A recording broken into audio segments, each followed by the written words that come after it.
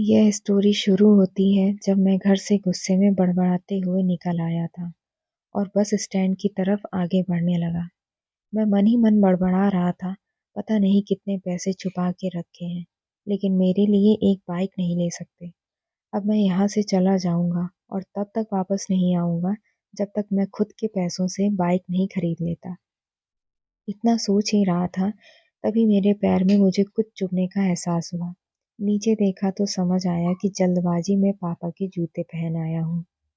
उन जूते में कील उभरी हुई थी, जो मेरे पैर में बार-बार घाव किए जा रही थी। लेकिन उस समय गुस्सा अधिक था, तो मैं बड़बड़ाते हुए आगे बढ़ गया। एकाएक मुझे याद आया कि मैं पापा का पर्स भी साथ ले आया हूँ। मेरे खुरापाती दिमाग में एक ख़्याल आया, क्यों ना आज पापा का पर्स चेक किया जाए, जिसे आज तक उन्होंने किसी को हाथ तक नहीं लगाने दिया था। पता नहीं कौन-सा खजाना छुपा है इस पर्स में, जो किसी को हाथ नहीं लगाने देते थे। जब मैंने पापा का वह पुराना पर्स खोल कर देखा, तो उसमें पैसे तो नहीं मिले, लेकिन पैसों की जगह पर एक डायरी रखी हुई थी। तब मैंने सोचा, ओह!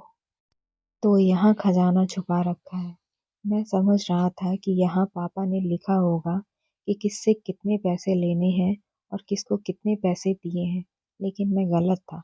जब मैंने उस छोटी-सी डायरी का पहला पेज खोल कर देखा, तो वहाँ पर जो लिखा था, वह थोड़ा सीरियस कर देने वाला था। डायरी में जो लिखा था, उसे पढ़ने के बाद मेरे चेहरे पर जो एक्सप्रेशंस थे, वह गायब हो चुके थे, क्योंकि डायरी में वैसा कुछ नहीं था, जैसा मैं सोच रहा था। वहाँ पर उन पैसों का हिसाब लिखा हुआ था, जो अलग-अलग कामों के लिए अलग-अलग लोगों से उधार लिए गए थे। उस लिस्ट में कंप्यूटर के नाम पर भी पैसे लिए गए थे। कुछ यूँ लिखा था, 50,000 बेटे के कंप्यूटर के लिए। ये वही कंप्यूटर था जिसे मैं आज तक यूज़ कर रहा हूँ। लेकिन मुझे यह पता नहीं था, उस कंप्यूटर को खरीदने के लिए पैसे कहाँ से आए थे। लेकिन आज पता चल रहा था। मुझे आज भी याद है, जब मैंने पहली बार कैमरे के लिए ज़िद की थी, जो मेरे पापा ने मुझे 2 हफ्ते बाद मेरे बर्थडे पर ला कर दिया था, जिसे देखकर मैं बहुत खुश हुआ था और मुझे खुश देखकर मुझसे कहीं ज़्यादा अगर कोई खुश था, तो वह थे पापा। अब मेरे चेहरे से गुस्सा एकदम गायब हो चुका था। जब मैंने आगे का पन्ना पलटा, तो वहाँ पर कुछ विशेज़ लिखी हुई थी। पहली जो विश थी, उसमें जो लिखा हुआ था, अच्छे जूते पहनना। यह बात मेरी कुछ समझ नहीं आई, तभी मेरा पाँव अचानक सड़क पर भरे हुए पानी पर जा पड़ा और तभी मेरे पाँव में कुछ गीलापन होने का एहसास हुआ। जब मैंने जूता उतार कर देखा, तो उसका तला टूटा हुआ था। यह देखकर मुझे डायरी में लिखी बात याद आ गई।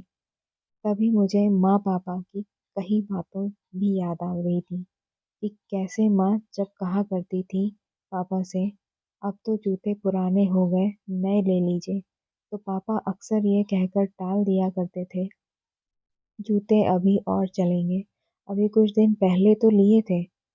मुझे आज समझ आ रहा था कि कितने दिन और चलेंगे। साथ ही साथ यह भी समझ आ रहा था कि पापा पर्स को क्यों छुपा कर रखते थे। तभी उस डायरी को पढ़ते हुए बस स्टैंड पर पड़ी बेंच पर आकर बैठ गया। अब उस डायरी का आखिरी पन्ना बचा हुआ था। उस पन्ने को जब मैंने पलट कर देखा, तो वहाँ कल की डेट लिखी हुई थी। तारीख के नीचे लिखा हुआ था 50,000 रुपए बाइक के लिए। बस इतना पढ़ा और दिमाग सन्न रह गया। अब मेरे मन में कोई शिकवा गिला नहीं बचा था। बस मेरी आँखों से आँसू चल रहे थे। मुझे आज तक नहीं पता तब मैं क्यों रोए जा रहा था।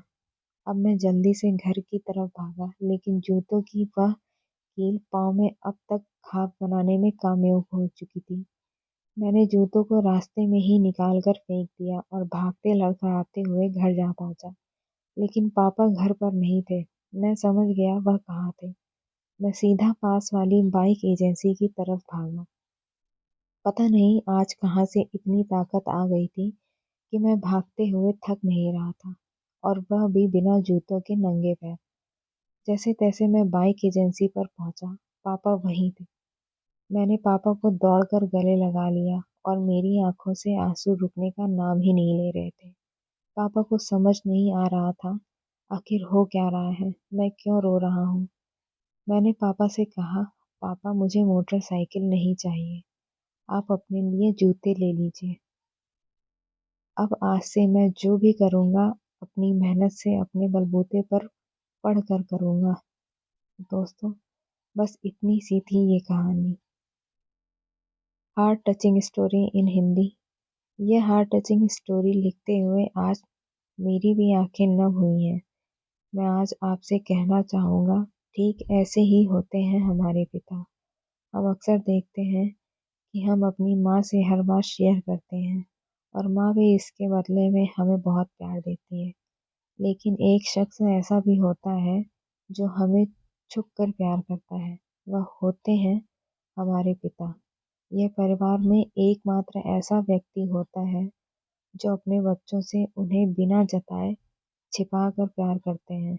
खुद की इच्छाओं को मारकर बच्चों के लिए सपने देखता है और उनकी खुशी में ही खुश हो जाता है।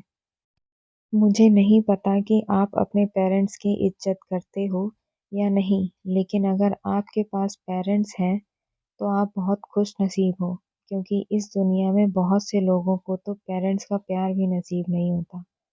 अंत में मैं यही कहना चाहूँगा कि माँ-बाप की भावनाओं का सम्मान करें।